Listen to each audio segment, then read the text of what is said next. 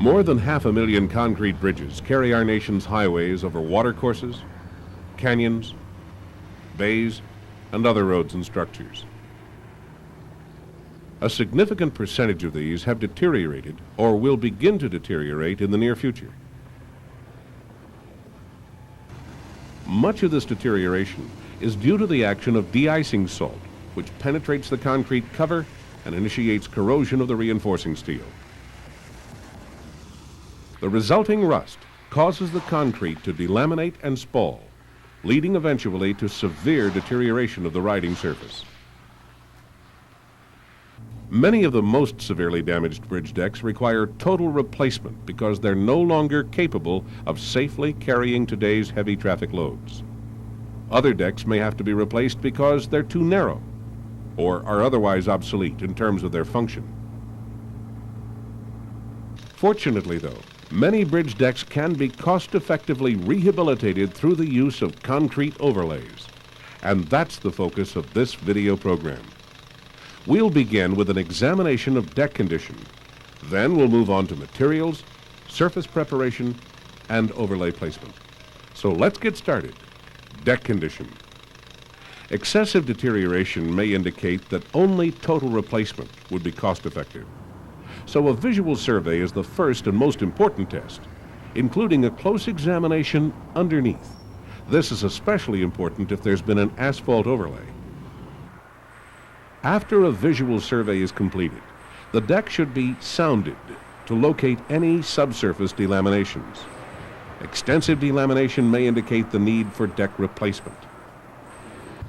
Delaminations may also be detected with more sophisticated techniques, such as infrared thermography, impact echo measurements, and ground-penetrating radar. Half-cell potential measurements are often used as part of the deck survey when bridges are chosen for rehabilitation and overlays.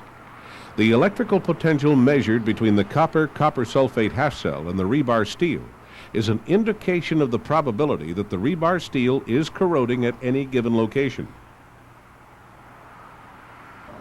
Large areas of potential values that are more negative than 350 millivolts indicate that the deck is a good candidate for rehabilitation. Sampling for chloride analysis is another widely used measurement in deck surveys. Powder samples are obtained using an impact hammer and are then analyzed in a laboratory. Samples can also be analyzed in the field using a new technique developed by SHRP. Chloride contents in excess of 1 to 2 pounds per cubic yard of concrete are usually sufficient to initiate corrosion of rebar steel. Some agencies may require removal of all chloride-contaminated concrete prior to installation of an overlay. This will prolong the life of the overlay because corrosion will not continue in the absence of chloride.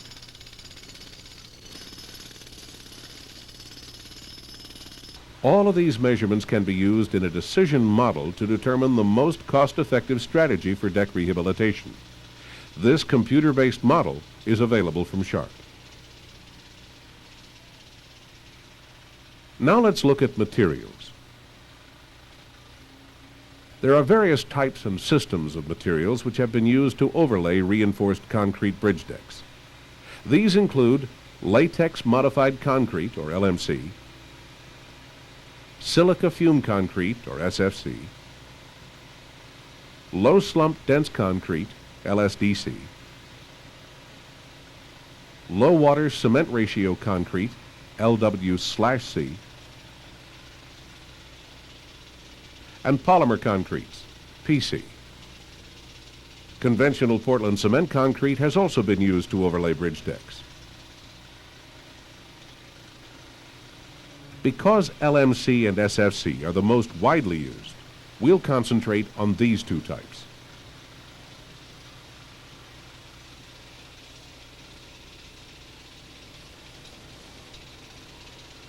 Latex-modified concretes contain a latex emulsion, generally based on styrene butadiene polymer, which is added to the concrete mix. A typical mix might contain 658 pounds of cement per cubic yard, 15% latex solids by weight of cement, fine and coarse aggregates, and enough water to reach a slump of 4 to 6 inches. The water to cement ratio should be no greater than 4/10. Air entrainment is not required.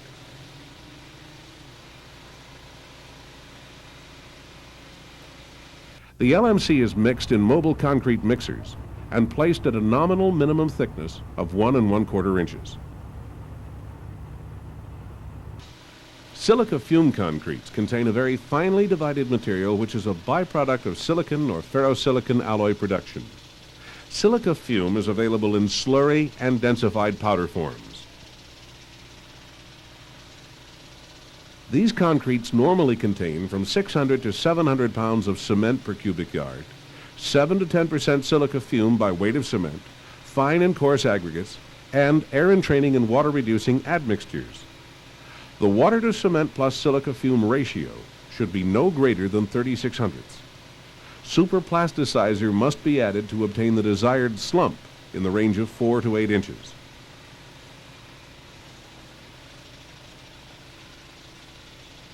SFC is produced using conventional ready-mix truck operations. After the deck has been selected for overlay, the next step is surface preparation.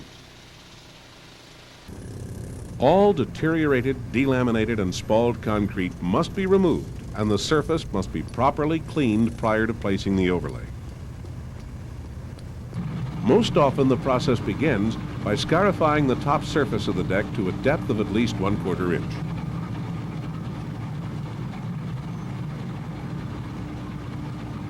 Scarification using automatic rotomilling equipment must be done carefully so as not to damage any steel lying close to the surface of the deck. Also, because the equipment is not capable of reaching all areas of the deck, considerable handwork may be needed near curbs and joints. In lieu of mechanical scarification, a process known as hydro-demolition can be used to prepare the deck surface. This technique involves applying water at pressures up to 20,000 psi to cut grooves at regular intervals across the concrete surface.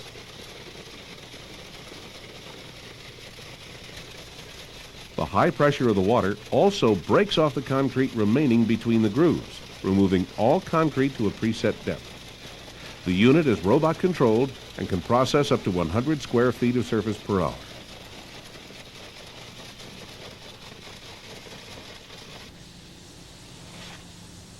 The equipment can be used to selectively remove only deteriorated concrete. However, in preparation for rigid overlays, it's simpler to remove concrete to the depth anticipated for the overlay. This allows the contractor to place the overlay up to the grade of the original deck. That way, existing drains and joints can remain at their original elevations. One of the major advantages of hydro-demolition is that all deteriorated concrete surrounding reinforcing bars is removed during the process. So chipping hammers are needed only to obtain minimum clearances. This results in labor savings and prevents damage to the bars.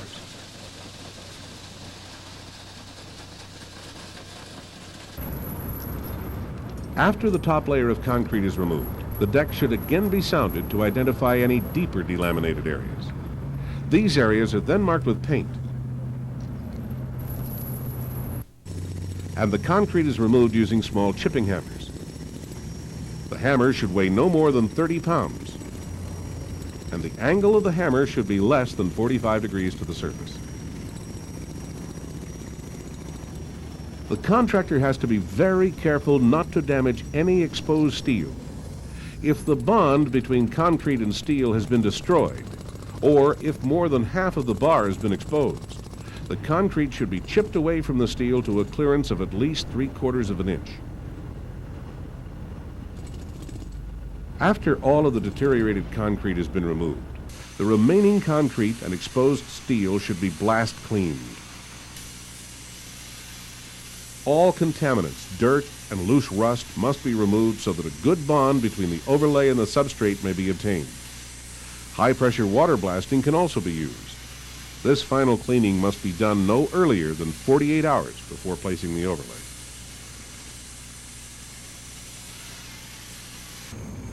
The surface should now be thoroughly checked for the presence of any material which could interfere with bonding. A good way to check for loose material is to use black electrical tape. Just press the tape onto the surface and then examine the sticky side. If the tape picks up any particles, the surface should be cleaned again with dry compressed air.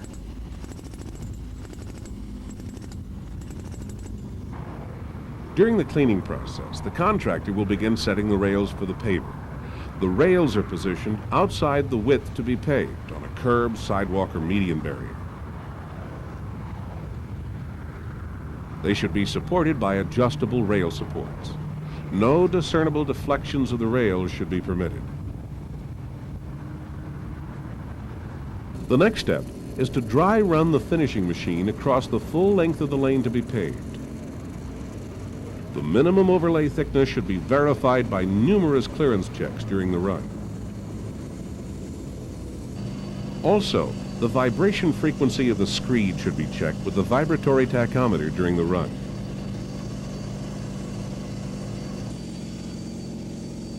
After all corrections are carried out, a final test run should be made. On the scheduled day of placement, you should check the ambient conditions to see that they comply with agency specifications. Many agencies use this chart to determine the evaporation rate from the concrete. Determining the evaporation rate involves measuring the ambient air and concrete temperatures, wind speed, and relative humidity.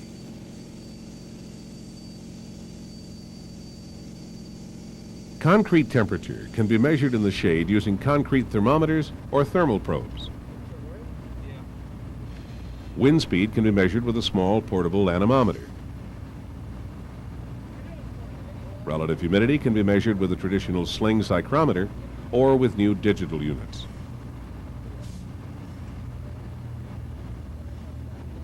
Suggested maximum limits on evaporation rate range from 1/10 to 1/1500 pounds of water per square foot per hour for LMC and SFC overlays.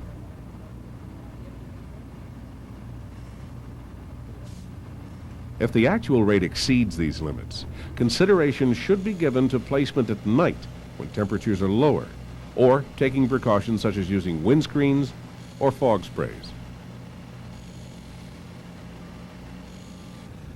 Normally, there are also limits on minimum air temperatures for placement. Generally, overlays should not be placed when ambient temperatures are expected to fall below 45 degrees Fahrenheit during the period of placement and curing. The final step of preparation is to saturate the deck and then allow it to come to a surface dry condition. Wetting is normally done from 2 to 3 hours before placement.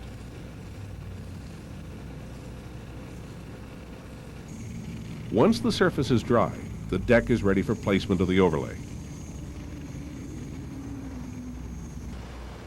Latex-modified concretes are generally produced using mobile concrete mixers. These are essentially mobile concrete mixing plants with output capacities of from 3 to 12 cubic yards. The dry materials are stored separately in hoppers on the mobile mixer. The water and liquid admixtures are stored in tanks. The materials are then fed through vibrating gates onto a conveyor belt that transports the material to an auger mixer at the front of the unit. The mobile mixer must be calibrated prior to use. This is done by discharging materials and measuring the amount of time needed to discharge the desired weights. All discharge rates are based on the rate of cement discharge.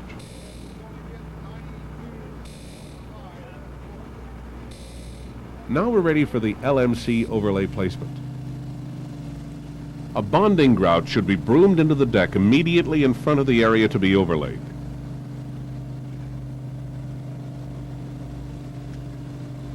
The grout can be composed of sand and cement paste broomed out of the actual LMC,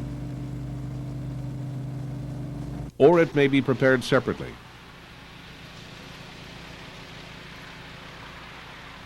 In any case, it must not be allowed to dry out before the LMC is placed on top of it. LMC is then discharged from the mobile mixer and placed in front of the paver. a roll of concrete should be maintained in front of the screed. You should check the vibration frequency of the screed again, now that the screed is under load. In variable depth areas, more than 3 inches deep, internal vibrators should be used in advance of the screed. The paver cannot finish the entire width of the deck, so areas near curbs and joints must be carefully hand finished. Throughout the placement operation, a 10-foot straight edge should be used to check the planeness of the surface. Thickness checks should also be made frequently.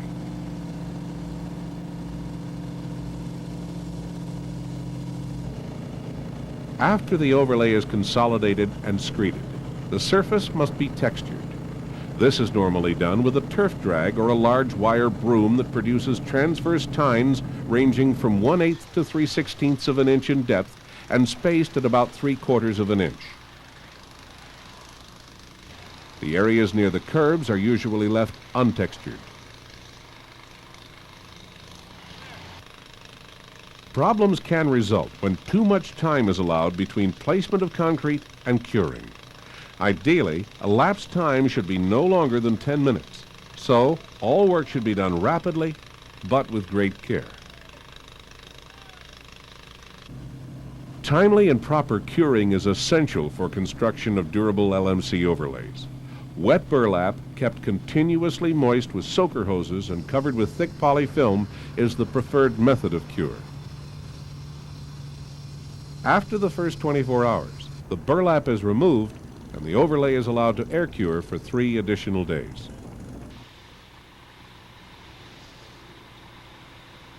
Construction of bridge deck overlays using silica fume concrete is virtually identical to that of LMC overlays, with the exception that mobile mixers are not generally used. Instead, conventional ready-mix trucks are used to transport either central or truck-mixed silica fume concrete to the job. Since the ready-mix trucks will deposit concrete immediately in front of the paver, it's important that the deck surface be protected from any contaminants that may drip off them. This can be done with plastic sheeting or dry burlap mats placed on the deck, or cloths may be attached underneath trucks to catch any drippings. SFC overlays are also very susceptible to rapid drying and cracking.